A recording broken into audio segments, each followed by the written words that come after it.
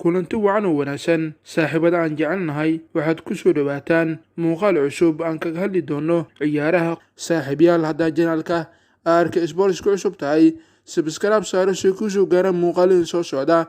muuqaalkan sheergareeya si ugu soo biiraan saaxiibada ciyaaraha xiiseesa.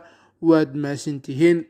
kooxda kubadda cagta Manchester United ayaa laga soo warinayaa in Chelsea ay kula biirtay tartanka loogu jiro saxiixda Julius Kounde. kooxda Chelsea ayaa dooneysay in la soo seexato daafac dhexe suuqii xagaagii hore, balse markaan waxaa tartanka kula soo biirtay kooxda Manchester United. warshadaha dasan ayaa warinaya in Manchester United tartan ay kula jirto saxiixa Julius Kounde oo ka tirsan kooxda Sevilla. daafacan dhexe ayaa Chelsea daba joogtay inta badan suuqii xagaagii hore, laakiin kooxda ka dhisan horyaalka Premier League ayaa la qaadi weysay qiimaha ay Sevilla ku dooneysay Kounde. Manchester United ayaa laga soo warinayaa inay dalab ka gudbi karto daafacan, laakiin kooxda Sevilla uma ogolaan doonto inuu baxo haddii aan la siinin qiimaha ay dooneyso inay ku fasaxdo. Sevilla ayaa dooneysa in gacanta loo geliyo qiimaha lagu burburi karo qandaraaska Julius Kounde oo ah 80 milyan oo euro oo u dhiganta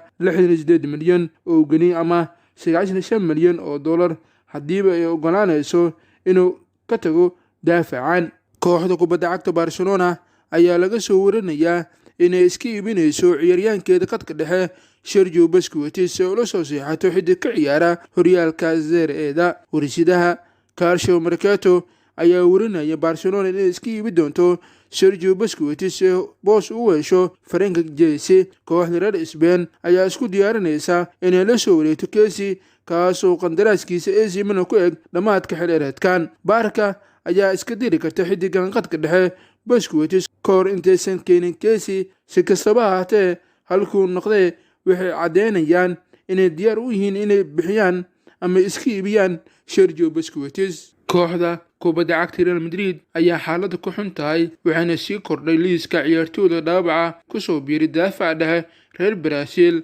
Eder Milito oo ku soo laabtay magaalada Madrid iyadoo laga soo fasaxay xulka qarankiisa Brazil. Eder Milito ayaa la bedelay ciyaartii xulka qaranka Brazil iyo Colombia kadib markii uu sii wadi kari waayay ciyaarta iyadoo muruqa lugta midig oo dhaawac ka soo gaaray, waxaana uu hadda ku sugan yahay magaalada Madrid si dhakhaatiirta xaaladiisa ay u baaraan. laacibkan ayaa shaki ku jiro inuu kulanka Champions League Shakhtar Donetsk toddobaadka soo socda iyo El Clasico ee Barcelona toddobaadka xiga u tagayaan Camp Nou inuu sheegi doono. wargeyska Koloba ee ka soo baxa waddanka Brazil ayaa sheegay in dhaawaca Milito uu ku xun yahay sida loo maleynayo, isla markaana uu sheegi doono kulamo badan, taasoo Carlo Ancelotti keenaysa qalalaase dhinaca difaaca ee kooxda Real Madrid.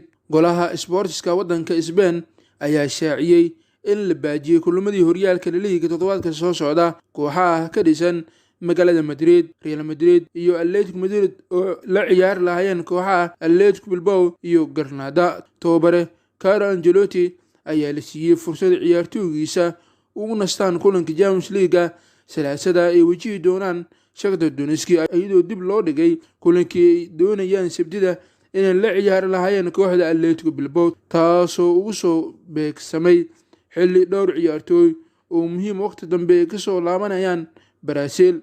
saaxiibada qiimaha badan, muuqaalkan sheergareeya la wadaag saaxiibada ciyaaraha xiiseesa. waad ku mahadsantihiin daawashada muuqaalkan. intaan muuqaalka xiga isku arki doono, sidaas iyo nabadgelyo.